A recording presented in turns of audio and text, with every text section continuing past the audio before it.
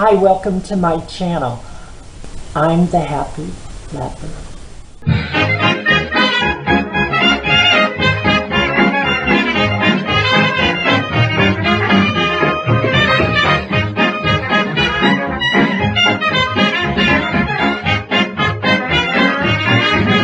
Hey friends, today I'm going to teach you how to make silk roses the easy way for embellishing your dresses, your hats, or whatever. Let's get started. Today I'm going to teach you how to make silk roses. Or actually any silk flower. The reason we have the glue and the water is because we're going to make a stiffener for the fabric. You can buy a lean stiffener, which works great, but if you're on a budget, Elmer's glue and water work very well. First of all, look at a real rose and look at its petals, how they're made, the shape. Usually each one is different, like a snowflake. On the average per flower, I usually cut out like 12 petals for each flower. You want a smaller one or a bud, just, 8 or less. Okay. Next, we're going to take our dish, a small shallow bowl, and pour in some water. Next, you mix the Elmer's glue in, and it should be like 2% milk, the look and feel of it. You don't want it thick. You just want it white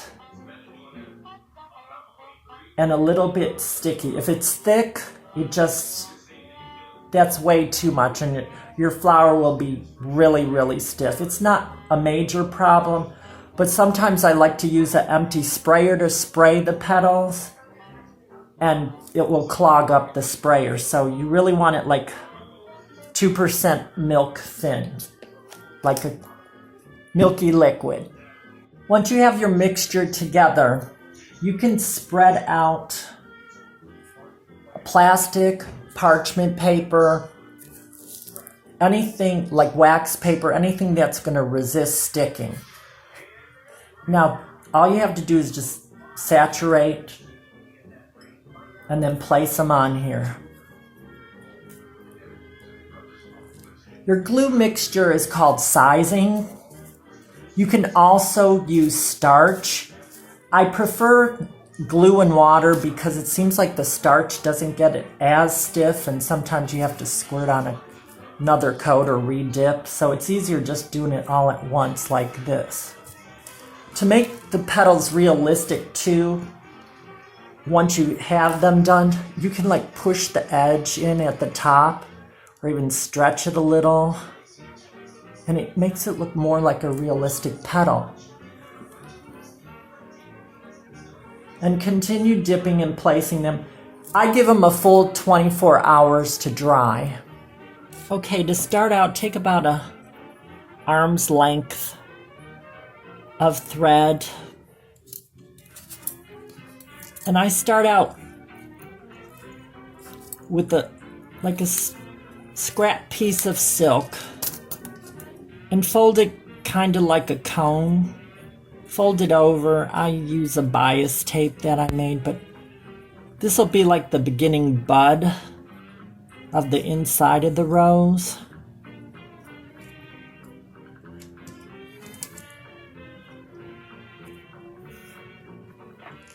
Okay, next, take one of the smaller petals and wrap it slightly around. Also, if you want to, now you could trim some of the fraying edges because they won't fray now that you have the sizing on them.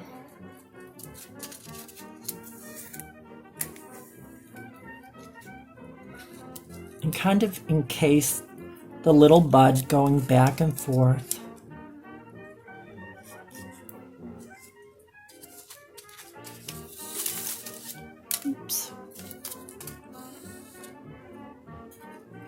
All right, the next petal, roses always fold over one and come in the other side. So on the outside here, and then you'll kind of bring it in, and the next one will fold in. And so on and so forth as you make the rose grow.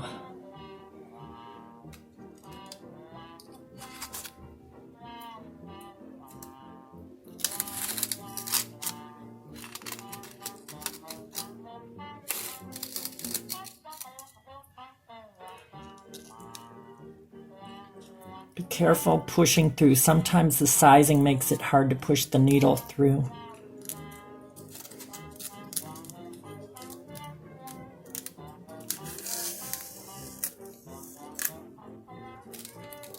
And you'll be able to shape the leaves as you go along, and after the rose is done too.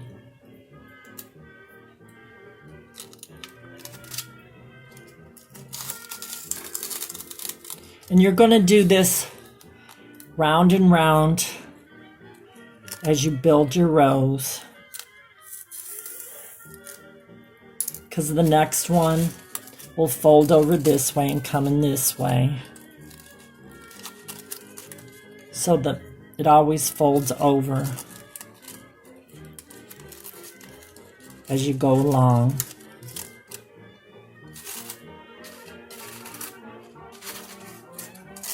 And continuing. Also, the reason we use sizing, like here's a petal without the glue mixture.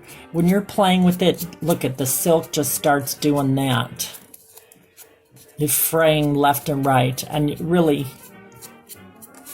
it's kind of a waste of time to try it. And that's why with the polyester ones, you could burn it into place. But with the silk ones, you can't because it's organic material. Same with cotton and linen. But look, it doesn't fray now. And if there is a little fraying, you could just trim it off and it will not fray at all. Also, if you'd like to put leaves, rose leaves are serrated, so you can use pinking shears on silk and cut it, and then I still put a little sizing so it doesn't fray. Then if you have your rose, you could attach it that way.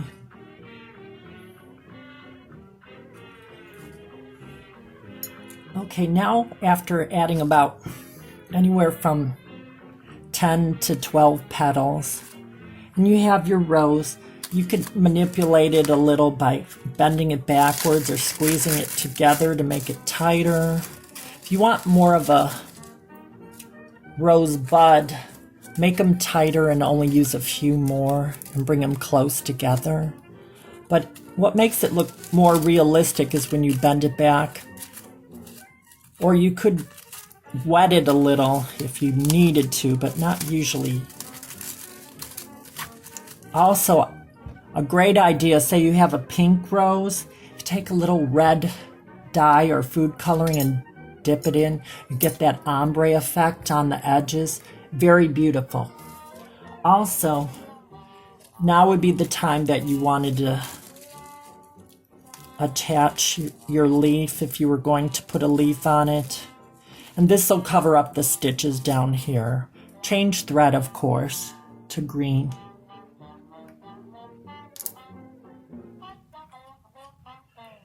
And you don't have to just make roses. You can make tulips or peonies.